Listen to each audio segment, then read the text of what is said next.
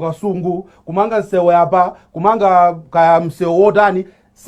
What people want is the quality of life. Are we making a difference? Are the George Agabambe is what I might call is a political phony, is a political fraud. Fraud, you must do fraud. Yes. So Agabambe, as far as Ndale is concerned, the way he has portrayed himself, the conclusion we are witnessing a typical political fraud, a political phony, a fake, a political fake. Fake news. So this is a political fraud. Is a political phony. Is fake politically. So many UNTP adena kuti Malawi ilibe yosalira. Ndende afuse yo kuti nthawi imene ya chipani chawo Malawi inali pati. Oda wani chipani? Ndi chipani kai. Ayi. Awa ya chipani. Ayi. De tifotokoze iyayi. Isiye ndi fotokoze. Nipange justify. Nipeleka umboni. Amalawi akupesera. Ngechabwino ye. Yankhule kwa Malawi lero. Abwanawa akasakula ndi achipani. Achipani cha Congress. Umboni ulipo. 2009 anakaima nawo pa mpikisano wa primaries wa chisankho cha MP ku Congress ku Kasungu. Ngati ndikwana mizira anditsutse. Chilungamo ndi chimenecho anakaima kuti aime nawo vo MP ku Congress anakagoma primaries. Ndi achipani. Lero ali ndi agenda. Nditafotokozera izi. Ndinene pano chilungamo ndafufuza sinangobwera kuno. Ndabwera kuno ndafufuza anaima pa primaries za MCP kugwa kubwerera ku Ntchito. Anaima. Umboni umene ulipo. Ndikupempheni. Akupeza nzono umboni wina. Iyayi. Olo mwaimbire ku Congress muimbe phone pa mwafuse. Which constituency that? Which constituency? Southwest. Do I come from Kasungu West? I come from Kasungu West. Yes, dimene. No. The West yo. I did it. Brad. I will not. UTM. Clearly, he was looking for leadership. Clearly, this was fraud. And true, in this country, muntu unga Ntchito ku chinthu chakoma kumandira 30 million. Ali pa nthambi na 30 million zomwe. Ola president na 30 million. Iyeyo he was receiving that 30 million mopanda manyazi. That time somebody was saying that time constituency fund is 20 million. He was bidding Rwanda 30 million. Today he wants to pretend that he is going to walk, he is going to what? He is a political fraud. I hope Malawi still over. Funds it's kind of political fraud. He has stolen UTM from Eneaga and then Poputsitsa. He has stolen from them. But Agariadi is complaining. Oh, in a Singapore campaign, UTM, Singapore campaign, Maganga will fire him. And UTM can't go to so much. You can just come in and join.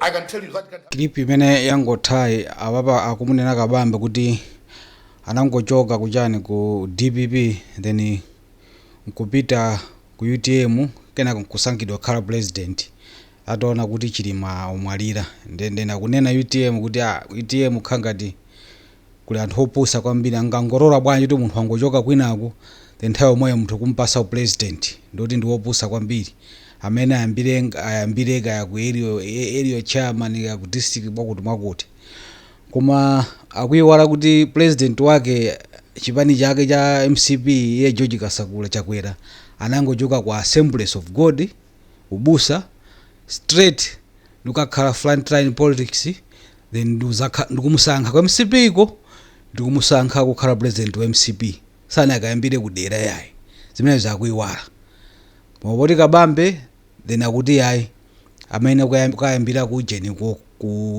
area lokakhala kansala kwina kwake kuti aphunzireka endale koma Chakwera nangochoka straight kubusa ndikupita ku MCP then ku MCP kuja ngatikomweka wabwino kuna zaso mikangano yambiri kwambiri anthu anachoka nthawi imefa cha Chakwera then kumusankha kukhala president wa MCP then kumusankha nthawi moyo kukhala MP wa MCP nthawi unali mikangano yopsa ichi anthu amango yasasalu chanchani ku MCP komweko pano kabambo wapita uku akuti zimene ndi vuto ndeso pano mafuso mazifusa kuti kodi political fraudista pamene baba real political fraudista ndi ndani pamene baba so Kasakula sakunena chilungamo mwachiziwikire chakuti munthu uyu ndo MCP zonse zimene amapanga zakuti ka DPP ichoke mbomamo iye amangofuna kuti zake zimuyendere apite ku MPC ko akakhale lina akapange chani akapange spearhead agenda ya MCP and panopa zinakwanisika. So George Kasakula nde the real political fraud.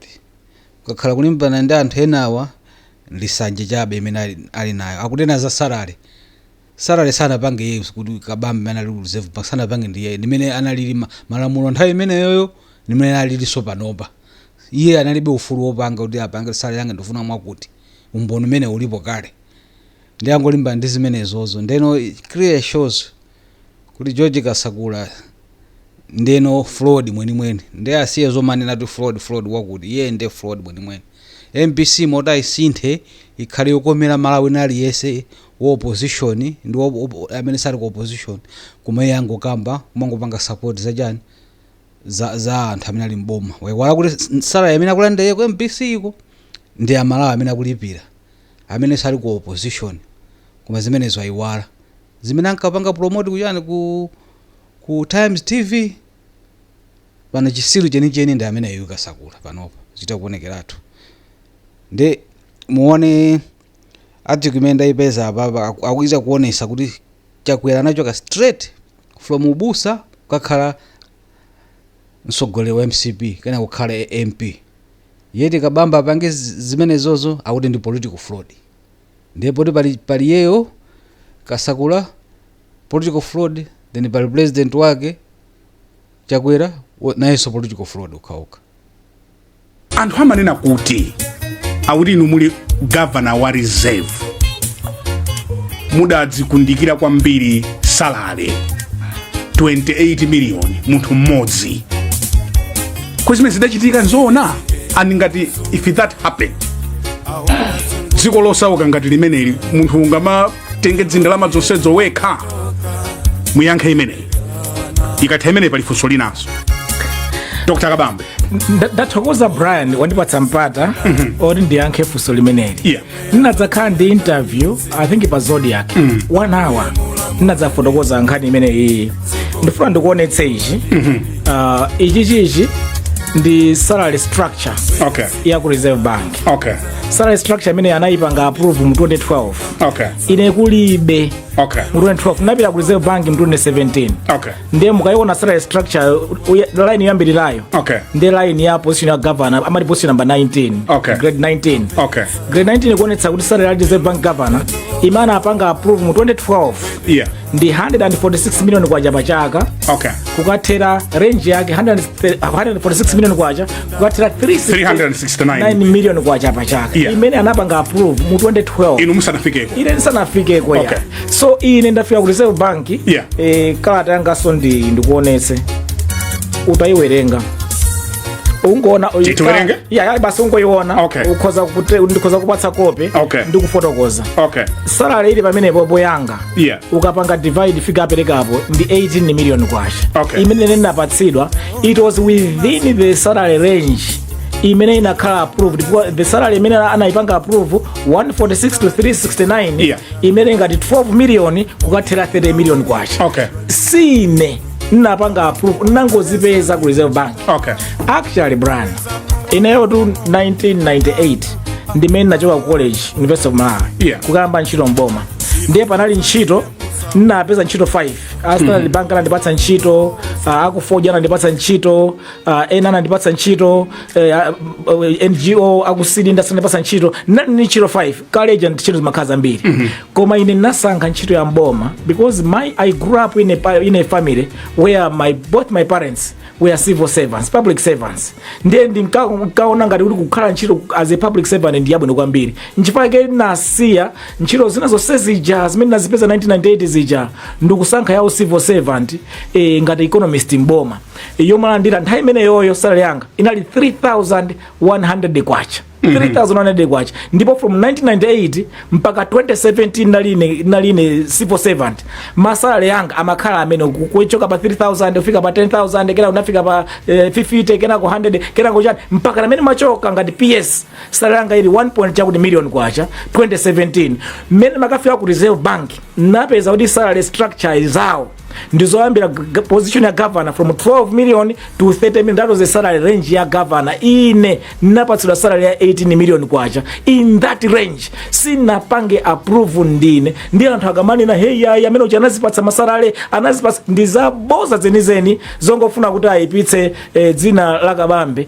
koma zona zake nzoti for almost 20 years so malandira for 20 years yes 20 years saranga nachoka pa 3150 kwacha as a civil servant as an economist kukafika pa salary ya PS nthawi manager 1.6 million kwacha in 2017 kwa amene wapita ku reserve bank nakapeza salary range izizi ndenda apatsidwa 18 million kwacha imene wayo ndakuonetsa apa ndi anthu akamakana 30 million kwacha apa ndinamizira ifwa salary range ya reserve bank ndi 12 to 30 million kwacha koma ine ndinapatsidwa 18 million kwacha so malandira 18 million kwacha okay. That's the salary range okay yes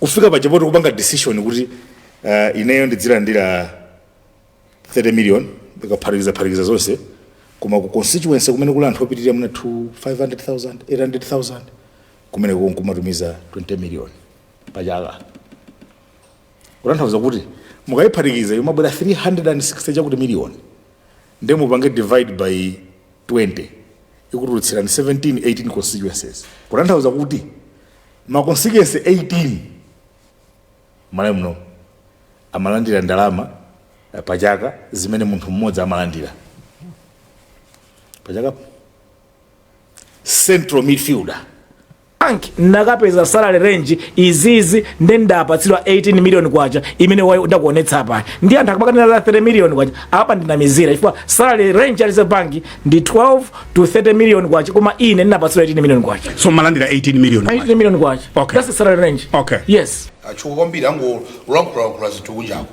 zambiri za angotsekula pa ukama mosaganiza bwino because zonse zimene akukamba nzopanda zero. He wants to project himself ngati one zero pamene when you see what he's saying nzopanda zero.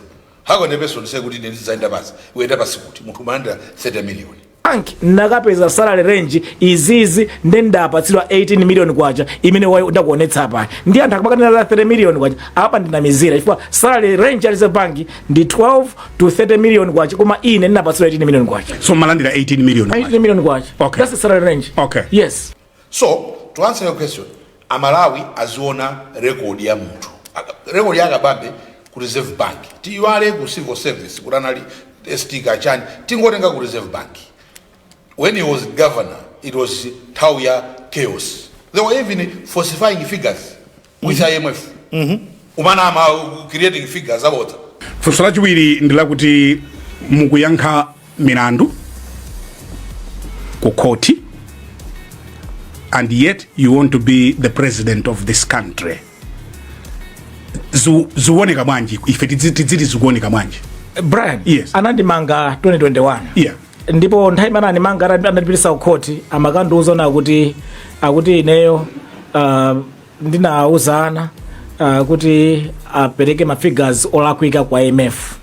Amaicha kuti misreporting. Yes. Misreporting yo ndi nkhani ya net international reserve figure imodzi. Yes. Ya net international reserve. Yeah. NIR. Yeah. Figure ya NIR yo imene amapanga calculate a team of technical experts. IMF ndi ya ku reserve bank ndi na hotel kupanga calculate that figure. Yeah. Kubapitisa ma figures amene ajawo as part of the program imene Malawi now ndi IMF. Ndi amati ma figures amene aja anali olakwika. Ndi that was the essence of the misreporting. But Brian, look, it's an issue of a formula. An issue of a formula, and it's not something that the governor deals with. Okay. It's something done at the technical level, not the governor and the Minister of Finance dealing with an issue of a formula. So it is an issue of a formula. That's why since 2020, the challenge has been kodi mulandu wake mpino kodi okuza na formula ndi mulandu wa mtundu wanji menewo. ndiye munamva ntaija kufana anadzapanga uje na Accused tonse ndi mwanamveka natu usamo ndikutsalamo ine ndi amathanga, but the challenge all along has been kuti apeze the right charge yoti andipange charge kuti mlandu huu opanga kuitsa formula mlandu wake ndiwakuti ife na person enough on view the formula was correct, absolutely correct, koma nkhani yake ndi ya formula anyway tikambe nkhani ya formula ayo kuti ndi akuti inalakwika which we can contest and we will contest, koma nkhani yake ndi ya formula, koma formula charge yake ikuvuta kuti ipeze malamulo a dziko kuti formula mlandu wake ndiwakuti. Since 2021 I've never taken plea as of today. Yona kuti mlandu wake nduwu ndiye ndinene kuti ndikuvomera kapanda ndikukana chifukwa zimene abweretsa ku court zimakhaza kuti our lawyers contest and as a result zimapezeka kuti basi mlandu padakalibe mpakana pano. I've not yet taken plea kuti mlandu wanga nduwu since 2021 I've not taken plea kuvomera kapanda kukana because mlandu sunadziwike mpakana pano. Every single time they bring an issue they try that, all that is thrown out in the courts. Mukumbuka pachana afuna kufuna kuthetserana mupita kumasankho muli ndi dzingwe nkhosi ngati a Donald Trump ndendi pita bwanji a Donald Trump wanena wapeka chisazo cha bwino wako America president wa America Donald Trump anali ni milandu 88 iyeyo kusiyana so ndine iyeyo was charged he have not yet been charged. Number 1 2 number 2 pa iyeyo 34 inali oti ampeza ni milandu convicted ampeza ni milandu 34 felonies ampeza ni milandu milandu chaenda mpaka mapeto 34 ampeza ni milandu. Lero ndi president wa America ora nani ndi milandu 88 34 felonies yoti apanga ucheni ampanga charge kuti walakwa ine natengera 2021 mpaka na pano sana ndipatse charge kuti charge yanga ndi ndione kuti ndivomere kapena ai ndikaka ndikokhala president ndikhala president dziko lino chaka chama mukhala yes ndikakwena convention UTM chifukwa UTM nemena dzakhala president dziko lino chabwino that slip is there kuli audit, a very big audit, how money was spent in a billion, my payments. Some payments were made even, some dubious payments were made even 2 days, 3 days before 20 May, that before it. Yes, 2 days. Dubious payments were done, 2020. So, record Yagabambe, as Kevin is saying, he was the playmaker. I'm a very Maero C, Maero C letters of credit, kuma dubious companies. Amuli, for example. I'm getting Maero C, Yahoo Reserve Bank, who guaranteeing Mongoli. Mobanda Malamu. Kanzas record in Panama. So, to me, Officer for Robin Wabini, a Malawi, as a Pusisa Gabambe. Just like a Gogo, a Wu, Aligu Mangoji, as a Pusise, Fana also as a Pusise. Fusomena anena ndakuti UNDP adena kuti Malawi ilibe yosalira ndende afuse iwo kuti nthawi imene ya chipani chawo Malawi inali pati oda wali chipani ndi chipani kai ayi awa ya chipani de tifotokoze iyayi disiye ndi fotokoze nipange justify nipereka umboni Malawi akupesera ndayankhule kwa Malawi lero abwanawa akasakula ndi achipani cha Congress umboni ulipo 2009 anakaima nawo pa mpikisano wa ma primaries wa chisankho cha MP ku Congress ku Kasungu ngati ndikwana mizira anditsutse chilungamo ndi chimenecho anakaima kuti aime nawo ku MP ku Congress anakagwa ma primaries ndi achipani lero ali ndi agenda ndafotokozera izi because it's just someone that wants to project and I'm surprised kuti atengeka magulena atengeka akabambe hapa pakaza kuti analia hapa mapanga kucheni anaita na kucheni ku fundraising anapanga chani akulaku tatani kuda Malawi. This is a political fraud. It is not someone that we should even be talking about. He wants to project an image of an intelligent person who knows something. Address station the following morning he addresses a press conference talking nonsense. Cholinga aliyo akalenga the opposition leader bodaja ajabonda ugona na also na agogo then agogo so ena kumangoji ugona can't match the energy of President Lazarus Chakwera ndakabamba kuti I'm going to fill with the vacuum ufuna kubusa Malawi saposisidwe. This one, get it from me, he's a political fraud. Achipani cha Congress umboni ulipo 2009 anakaima nao pa mpikisano wa ma primaries wa chisankho cha MP ku Congress ku Kasungu. Ngati ndikwana mizira anditsutse chilungamo ndi chimenecho anakaima kuti aime nawo MP ku Congress anakagoma primaries ndi achipani lero ali ndi agenda ndi ndafotokozera izi.